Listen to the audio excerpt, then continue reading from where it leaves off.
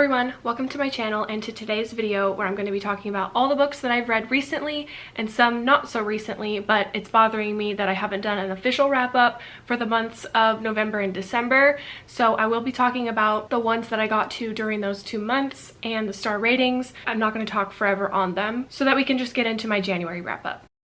In November, I read 5 books.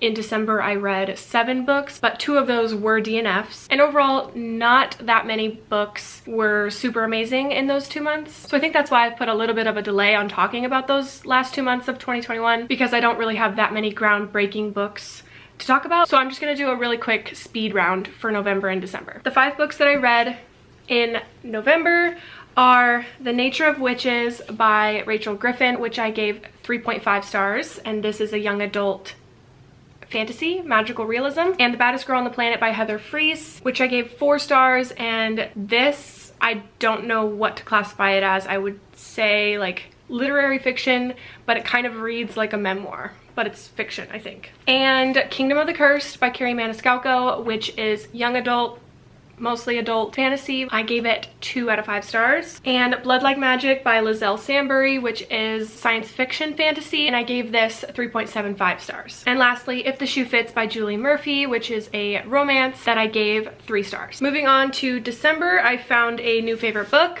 Bunny by Mona Awad, which I gave 5 stars, and this is horror. White Smoke by Tiffany D. Jackson. This is YA thriller / horror, and I gave this 3 stars. And of course, A Christmas Romance and Holidays by Christina Lauren. I gave this 3.5 stars. I actually had 3 DNFs in December. 8 Perfect Hours by Leah Lewis. This is a romance, takes place in March, so it's not Christmassy. Ninth House by Leigh Bardugo. I maybe got to page 20 of this, not far at all, and I DNF'd it. This is young adult dark academia fantasy. And then I also read All's Well by Mona Awad, and I DNF'd around 40%.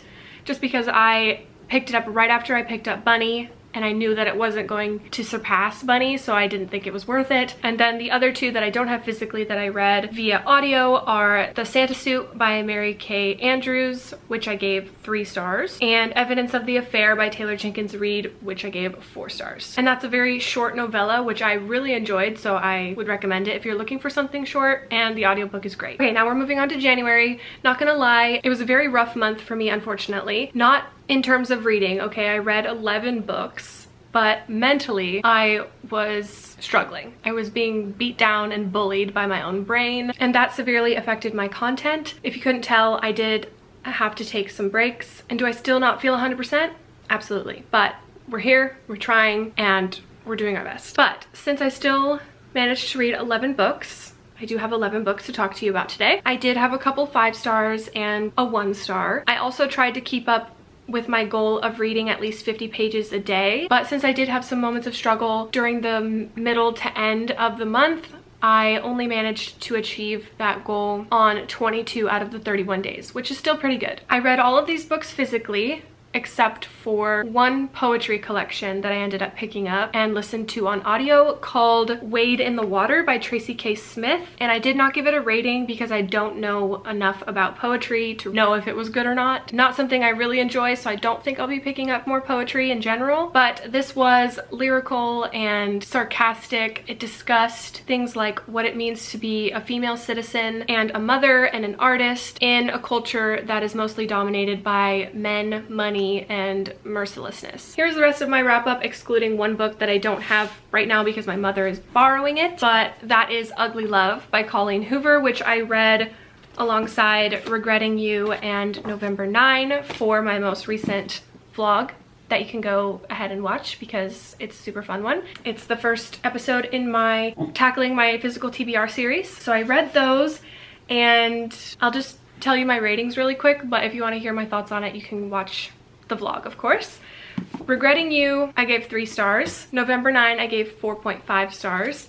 And Ugly Love, I gave 4 stars. Now let's talk about some of the books that I'm glad that I read, but they didn't necessarily live up to the hype or feel like I could have gone without. And that would be Where the Crawdads Sing by Delia Owens. This is historical fiction, and if you haven't heard about this by now, this is the story following Kaya Clark, who is a young girl left to raise herself because she's come from a very broken family, and she has to literally raise herself in the wild, and so she becomes very unfit for the polite society.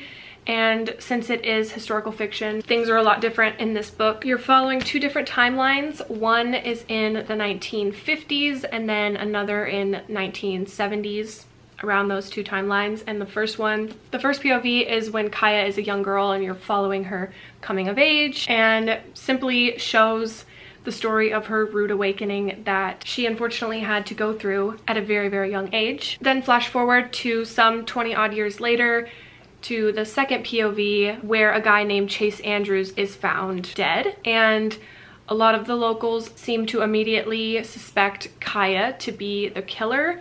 And then there's that whole murder mystery and a trial and everything goes on, and that's what this book is about. I gave it 2 stars because ultimately it just didn't live up to the hype for me. I found it a little slow and boring, and I think it's just not my type of book. It is very popular and a lot of people's favorites, so objectively I can see how this is a really great book. If it sounds interesting to you, if you like historical fiction, and if you like more character-based books, then you might like this one a lot. Just for me, literary fiction, historical fiction is not usually a favorite, so I didn't find it super remarkable, nothing groundbreaking for me. The murder mystery side of the story that takes place in the 1970s-ish, I found it to be quite tedious, and that was when it was real slow and boring to me. A lot of scenes also felt repetitive, but I did find Kaya's backstory pretty interesting at times, and I wanted to see how it all played out, but unfortunately the ending did leave me feeling very unsatisfied. The next book that I read that I think I could have gone without and definitely didn't live up to the hype is The Beautiful by Renee Audier. This is young adult fantasy, paranormal, vampires, also historical, although it didn't feel very historical to me. It's quite floppy, the copy that I have. I also gave this 2 stars. I really should just know by now at this point that young adult fantasy is so not my vibe. I need to steer clear. I still have so many that are on my shelves that I still need to read, but I'm gonna get through those, and then I'm not gonna be buying that much more because it's just not my favorite genre. I don't enjoy it. This one specifically did not hit on the topic of vampires enough for me to stay intrigued and interested the whole time. I was really hoping for some more vampire, like very stereotypical vampire stuff. I didn't feel like I got that from this, and this is the first in a trilogy or a series, I don't know. Will I be continuing? Most likely not, because I don't want to have to commit to a whole series for one story. I was disappointed in the turns that the plot was taking in this, and I walked away from this book feeling very frustrated at how much we didn't accomplish. The characters were very flatline, and even though the atmosphere felt dark at times, it didn't come close to what I was anticipating when I picked this up. And then lastly, the other one that I'm glad that I read, but also didn't do much for me, didn't live up to the hype, is Thunderhead by Neil Shusterman.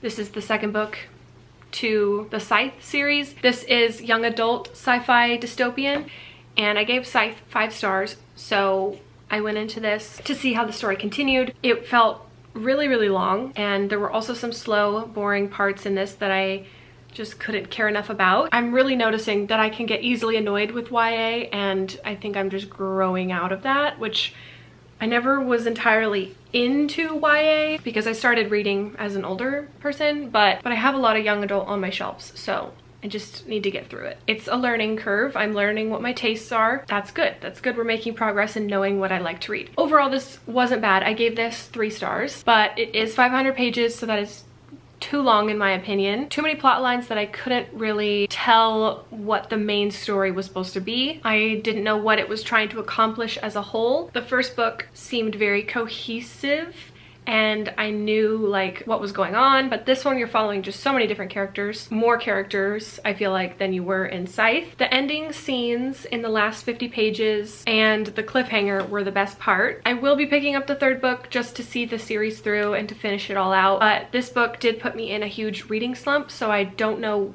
when I will be picking up the toll. It's gonna bother me if I don't finish it. Now let's talk about the stupidest book I read, the most disappointing book that I read in January. Hairpin Bridge by Taylor Adams. Well, this might not come as much of a surprise. As most of you know, his other book, No Exit, is my favorite thriller of all time currently. You guys have told me that this one is not as good. I thought I was going into it with low enough expectations to not think it was a 1 star, but guys, this is a 1 star. This was just a joke. And the fact that the back has praise for No Exit just shows that this book shouldn't exist and that he should have only written No Exit. Although I have some of his other books downloaded on my Kindle that eventually I'm gonna get to, but this one was just bad. Really, really bad. I don't even want to explain it to you because I don't want you to read it either. Just read No Exit, okay? If you want to read a Taylor Adams, read No Exit. Just pretend this one doesn't exist, okay? Okay, and then I have one more, and then we'll get into my 2 5 stars for the month. The Anthropocene reviewed by John Green. I really liked this. This was nonfiction, and the first nonfiction I've read in a very, very long time. And I gave this 4 stars. I thought it was really interesting, really easy to read. A lot of the chapters were quick and short, and I found the topics in here just fun and interesting to hear his thoughts on, and he did drop some interesting fun facts. But 4 stars because it wasn't exactly what I thought it was gonna be. My 2 5 stars from January are Under the Magnolias by T.I. Lowe. This is Christian historical fiction following a very broken family. There's lots of content warnings in this about domestic abuse, self-harm, suicide, death of a parent, but I think it's really, really beautiful, and I loved the characters in here. The 7 siblings that you get to know. You're mostly following the main girl. Her name is Austin, but she has 6 siblings that she has to raise herself because her mother dies during childbirth when she is 13, so she has to raise her siblings while also keeping her father in check, who deals with a lot of mental illness. And a lot of it is very heartbreaking, but also heartwarming at the same time. And I thought it was wonderful, so definitely 5 stars. My other 5 star, which I think is my favorite from the month, is Starfish by Akemi Dawn Bowman. This is young adult, so actually that took me by surprise with how much I loved this one.